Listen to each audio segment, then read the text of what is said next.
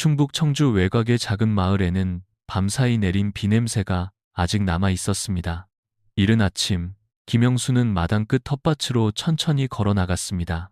79이 된 그는 예전처럼 서두르지 않았습니다. 먼저 하늘을 보고 바람을 보고 마지막으로 손바닥으로 흙을 만져보았습니다. 흙은 축축했지만 질척하지 않았고 손끝에 부드럽게 부서졌습니다. 이런 날에는 무슨 모종을 먼저 심느냐보다 땅이 무엇을 받아들일 준비가 되었는지 보는 일이 더 중요했습니다.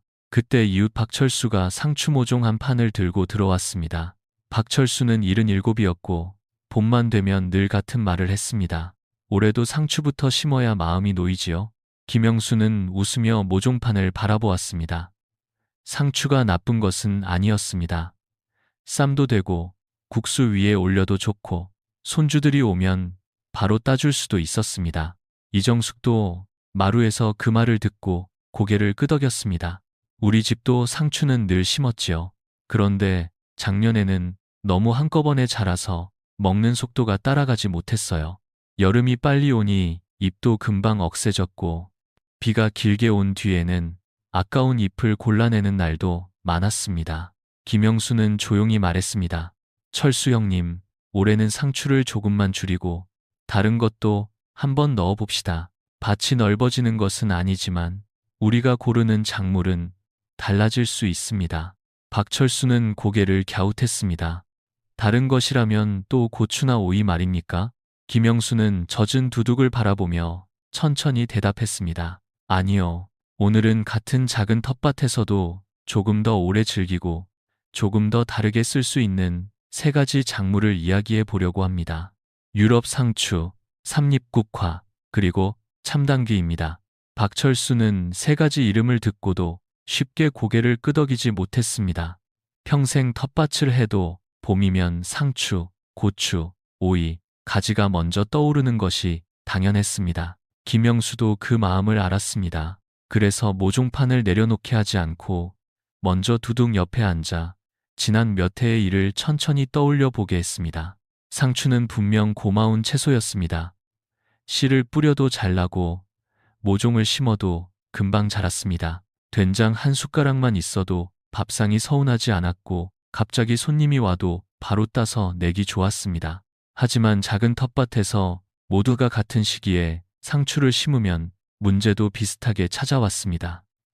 한꺼번에 자라서 먹기 바쁘고 날이 갑자기 더워지면 잎이 억세졌습니다.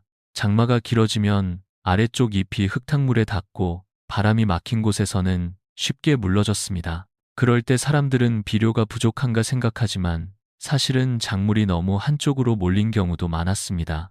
김영수는 흙을 손가락으로 가볍게 긁으며 말했습니다. 텃밭이 작을수록 무게로 이기려고 하면 힘듭니다.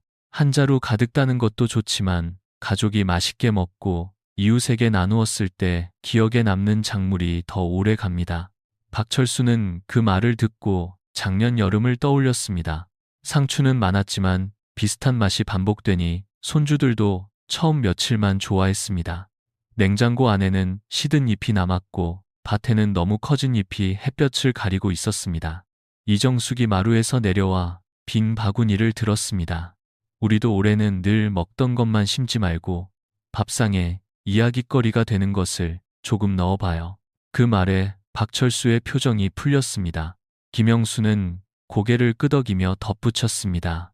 익숙한 작물을 버리자는 뜻이 아닙니다. 상추는 조금 남기고 한쪽에는 모양이 다르고 쓰임이 다른 작물을 세워보자는 뜻입니다.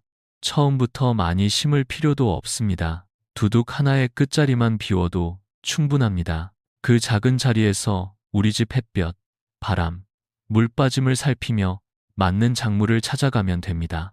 그래야 작은 밭도 매일 같은 얼굴이 아니라 계절마다 다른 표정을 보여줍니다. 씨앗값과 모종값보다 먼저 생각할 것은 우리 집 흙과 우리 집 밥상에 맞는가 하는 점입니다. 김영수는 박철수에게 올해의 목표를 크게 잡지 말자고 했습니다. 실패하지 않는 것보다 배워가며 즐기는 것이 오래가는 텃밭의 힘이라고 했습니다. 가볍게 시작하면 마음도 편하고 손도 조금 덜 갑니다. 이제 그 첫 번째가 바로 유럽 상추입니다. 김영수는 박철수의 상추 모종판 옆에 빈 바구니를 놓고 말했습니다. 익숙한 상추를 완전히 포기할 필요는 없습니다. 다만 같은 상추라도 모양과 쓰임이 조금 다른 것을 심으면 밭의 분위기가 달라집니다. 그 첫 번째가 유럽 상추입니다. 박철수는 유럽 상추라는 말에 웃었습니다. 상추면 상추지, 유럽 상추는 또 무엇입니까? 김영수는 마당 창고에서 작은 씨앗 봉투 몇 개를 꺼냈습니다. 버터헤드, 로메인, 바타비아라고 적힌 이름을 천천히 읽어주었습니다. 이름은 낯설지만 키우는 마음은 어렵지 않았습니다. 중요한 것은 너무 빽빽하게 심지 않는 일이었습니다. 잎이 넓고 모양이 살아야 하니 포기 사이를 넉넉히 두고 바람이 지나갈 길을 열어주어야 했습니다. 이정숙은 지난해 손녀가 집에 왔을 때를 떠올렸습니다. 손녀는 쌈보다 샐러드와 샌드위치를 더 좋아했습니다. 그때 집에 있는 상추만 내놓았더니 잘 먹긴 했지만 조금만 색다른 잎이 있었으면 더 좋아했을 것 같다고 말했습니다. 김영수는 바로 그 점이 유럽 상추의 좋은 점이라고 했습니다. 밥상에서는 낯설지 않고 접시에 올리면 조금 새로워 보입니다. 고기쌈에도 쓸 수 있고 아침 빵 사이에 넣어도 어울립니다. 손주들이 오면 할아버지 밭에도 이런 상추가 있느냐고 묻게 됩니다. 물론 유럽 상추도 그냥 두면 저절로 잘 되는 작물은 아니었습니다. 봄과 가을에는 비교적 편하지만 여름 햇볕이 강해지면 잎이 빨리 지칠 수 있습니다. 그래서 김영수는 아침에 물을 주고 한낮의 강한 햇볕은 얇은 차광망으로 조금 누그러뜨리라고 했습니다. 비가 오래 온 뒤에는 아래쪽 잎을 살펴 바람이 통하게 해주는 것도 좋았습니다. 박철수는 모종판을 보며 말했습니다. 그러면 올해는 상추를 줄이고 이 유럽 상추를 몇 포기만 넣어 봐야겠네요. 김영수는 고개를 끄덕였습니다. 많이 심는 것보다 우리 집 밥상에 맞는지 먼저 보는 것이 중요합니다. 그리고 다음 작물은 한 계절만 보고 심는 것이 아닙니다. 한번 자리를 잡으면 해마다 봄을 기억하고 다시 올라오는 작물입니다. 김영수의 말에 박철수는 밭 가장자리를 둘러보았습니다. 해마다 모종을 심고 여름이 지나면 정리하고 다음 봄이 오면 다시 처음부터 시작하는 일이 텃밭의 당연한 순서라고 생각했습니다. 그런데 해마다 다시 올라오는 작물이 있다는 말은 조금 낯설면서도 반가웠습니다. 김영수는 두둑 끝, 햇볕은 들지만 발길이 자주 닿지 않는 자리를 가리켰습니다. 그런데 이런 곳에는 삼립국화가 잘 어울립니다. 삼립국화는 처음 보면 특별해 보이지 않을 수 있습니다. 잎도 화려하지 않고 어린 모종일 때는 다른 풀과 크게 달라 보이지 않습니다. 하지만 자리를 잡으면 성격이 달라집니다. 겨울이 오면 위쪽 줄기와 잎은 사라지지만 땅속 뿌리는 조용히 남아있다가 봄이 되면 다시 새순을 올립니다. 김영수는 그래서 이 작물을 성급한 사람보다 기다릴 줄 아는 사람에게 맞는 작물이라고 했습니다. 박철수는 손으로 빈자리를 재보며 물었습니다.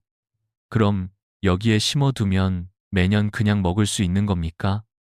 김영수는 웃으며 고개를 저었습니다. 아무것도 안 해도 된다는 뜻은 아닙니다. 다만 해마다 모종을 새로 사야 하는 부담이 적고 한번 자리를 잡으면 오래 함께할 수 있다는 뜻입니다. 심을 때는 다른 잎채소와 너무 붙이지 말고 바람이 지나갈 만큼 자리를 남겨 두어야 합니다. 수확할 때도 욕심을 부리면 안 됩니다. 위쪽에 부드러운 새순만 조금 잘라야 하고 아래쪽 잎과 줄기는 남겨 두어야 합니다. 그래야 다시 힘을 모아 새순을 올립니다. 김영수는 삼립국화를 오래 쓰는 비결은 많이 베는 손이 아니라 남길 줄 아는 마음이라고 말했습니다. 이정숙은 그 말을 듣고 조용히 웃었습니다. 사람도 그렇고 밭도 그렇지요. 다 가져가려고 하면 다음이 없어요. 박철수는 그제야 삼립국화를 단순한 나물이 아니라 해마다 돌아오는 약속처럼 바라보게 되었습니다. 그리고 김영수는 마지막 작물로 넘어가며 말했습니다. 이제 이야기할 것은 향이 조금 더 깊습니다. 처음에는 낯설지만 한번 기억하면 쉽게 잊히지 않는 작물입니다. 바로 참당귀입니다. 참당귀라는 이름이 나오자 박철수는 잠시 말이 줄었습니다. 이름은 들어본 적이 있지만 텃밭 한쪽에 직접 심어볼 생각은 해본 적이 없었습니다. 김영수는 그 마음을 알고 있었습니다. 참당귀는 상추처럼 누구에게나 익숙한 잎은 아니었습니다. 향이 분명하고 맛도 조용히 숨어 있지 않았습니다. 그래서 처음부터 많이 심기보다 몇 포기만 심어 우리 집 입맛과 흙에 맞는지 살피는 것이 좋았습니다. 김영수는 작은 잎 하나를 손끝으로 문지른 뒤 박철수에게 건넸습니다. 박철수는 코끝에 가까이 대고 천천히 냄새를 맡았습니다. 잠시 뒤 그는 웃으며 말했습니다. 이건 그냥 푸성귀 냄새가 아니네요. 오래된 한옥 부엌에서 나는 깊은 향 같습니다. 이정숙도 고개를 끄덕였습니다. 이런 향은 좋아하는 사람에게는 오래 기억에 남지요. 이정숙도 김영수는 참당귀를 말할 때 조심해야 한다고 했습니다. 이 작물은 예부터 여러 쓰임이 있었지만 텃밭에서는 먼저 음식의 향과 계절의 즐거움으로 생각하는 것이 좋았습니다. 무엇을 낫게 한다는 말보다 우리 밥상에 다른 향을 더해주는 작물이라고 보는 편이 안전하고 자연스러웠습니다. 잎은 조금씩 따서 전이나 무침, 장아찌에 활용할 수 있고 향이 강하니 처음에는 적은 양부터 맛보는 것이 좋았습니다. 심을 자리도 중요했습니다. 참당귀는 물이 오래 고이는 땅을 좋아하지 않았습니다. 뿌리가 숨을 쉬어야 하니 흙은 부드럽고 물빠짐이 좋아야 했습니다. 너무 무거운 진흙땅이라면 모래 섞인 흙이나 부엽토를 조금 더해 두둑을 높이는 것이 좋았습니다. 잎을 딸 때도 욕심내서 모두 따면 안 되었습니다. 위쪽 잎을 충분히 남겨두어야 다음 생장이 이어졌습니다. 박철수는 천천히 고개를 끄덕였습니다. 유럽 상추는 밥상을 새롭게 하고 삼립국화는 해마다 돌아오고 참당귀는 향을 남기는군요. 김영수는 미소를 지었습니다. 맞습니다. 그런데 세 작물 모두에게 공통으로 필요한 것이 있습니다. 좋은 모종보다 먼저 준비해야 하는 것, 바로 흙입니다. 김영수는 참당귀 잎을 내려놓고 밭 한가운데로 천천히 걸어갔습니다. 박철수는 이제 어떤 모종을 사야 할지 마음이 조금 움직였지만 김영수는 아직 종묘사로 갈 때가 아니라고 했습니다. 작물이 아무리 좋아도 흙이 지쳐 있으면 제 힘을 내기 어렵기 때문이었습니다. 그는 손으로 두둑의 겉흙을 살짝 걷어 보이며 말했습니다. 좋은 텃밭은 모종판에서 시작되는 것이 아니라 이 흙에서 먼저 시작됩니다. 박철수는 고개를 숙여 흙을 들여다보았습니다. 겉은 촉촉했지만 안쪽은 조금 단단하게 뭉쳐 있었습니다. 지난해 장마가 지난 뒤 물이 오래 고였던 자리도 보였습니다.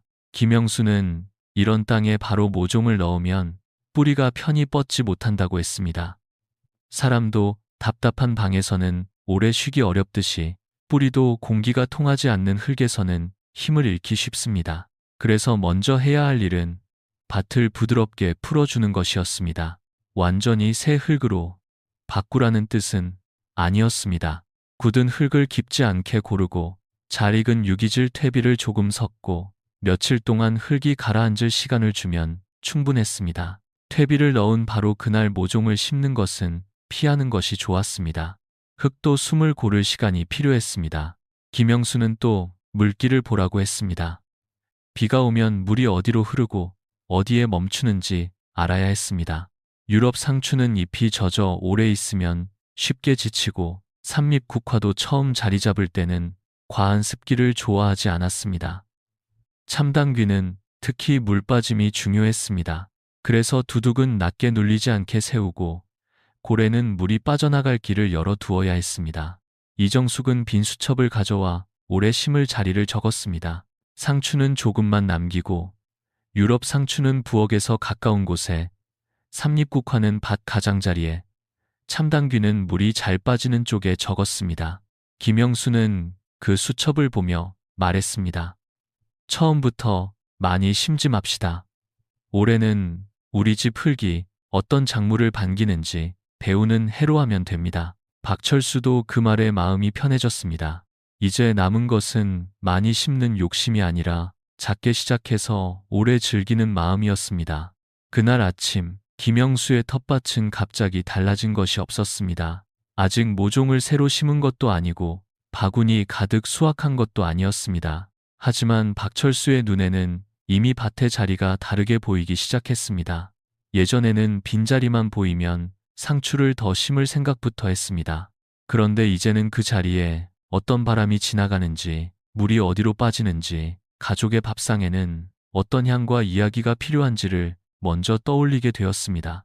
김영수는 상추 모종판을 다시 박철수에게 건네며 말했습니다. 익숙한 것을 버리자는 이야기가 아닙니다. 상추도 우리 밥상에 꼭 필요한 채소입니다. 다만 올해는 그 옆에 조금 다른 얼굴을 세워보자는 뜻입니다. 유럽 상추는 늘 먹던 잎채소에 새로운 모양과 색을 더해줍니다. 손주들이 와서 샐러드나 샌드위치를 찾을 때도 자연스럽게 내놓을 수 있습니다. 삼립국화는 한 해만 보고 심는 작물이 아니라 시간이 지나도 다시 돌아오는 든든한 친구 같은 작물입니다. 참당귀는 누구에게나 익숙한 맛은 아니지만 한번 기억하면 오래 남는 깊은 향을 가진 작물입니다. 이정숙은 수첩을 덮으며 조용히 말했습니다. 결국 밭도 사람 사는 집과 같네요. 늘 같은 것만 있으면 편하지만 가끔 새로운 손님이 와야 이야기가 생겨요. 박철수는 그 말에 웃었습니다. 올해는 저도 욕심내지 않고 조금만 바꿔보겠습니다.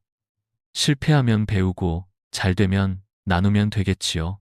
김영수는 고개를 끄덕였습니다. 텃밭은 큰 돈을 약속하는 곳이 아니라 계절을 손으로 만지는 곳입니다. 물론 잘 고른 작물은 밥상에도 도움이 되고 이웃과 나눌 때도 더 기억에 남습니다. 이익들은 아니래. 하지만 가장 중요한 것은 작물이 우리 집 흙에 맞는지, 내 손길에 맞는지, 가족의 입맛에 맞는지 천천히 알아가는 일입니다. 오늘 이야기한 세 가지를 한꺼번에 많이 심을 필요는 없습니다. 유럽 상추 몇 포기, 삼립국화 몇 포기, 참당귀 몇 포기면 충분합니다. 그리고 그보다 먼저 흙을 만져보십시오. 너무 단단하지 않은지, 물이 오래 고이지 않는지, 바람이 지나갈 자리가 있는지 살펴보십시오. 좋은 작물은 좋은 흙에서 더 오래 버팁니다. 올해 여러분의 텃밭에는 어떤 작물을 심고 싶으신가요? 늘 심던 상추를 조금 줄이고 새로운 작물을 넣어보고 싶으신가요? 아니면 이미 유럽 상추, 삼립국화, 참당귀를 키워보신 경험이 있으신가요? 2. 댓글로 여러분의 이야기를 남겨주십시오. 서로의 경험이 모이면 작은 텃밭도 더 따뜻해집니다. 오늘 이야기가 도움이 되셨다면 가까운 분들과 나누어 주십시오. 다음에도 부담 없이 따라할 수 있는 텃밭 이야기를 차분히 전해드리겠습니다. 작은 밭이라도 괜찮습니다. 중요한 것은 넓이가 아니라 그 안에서 어떤 계절을 키우느냐입니다.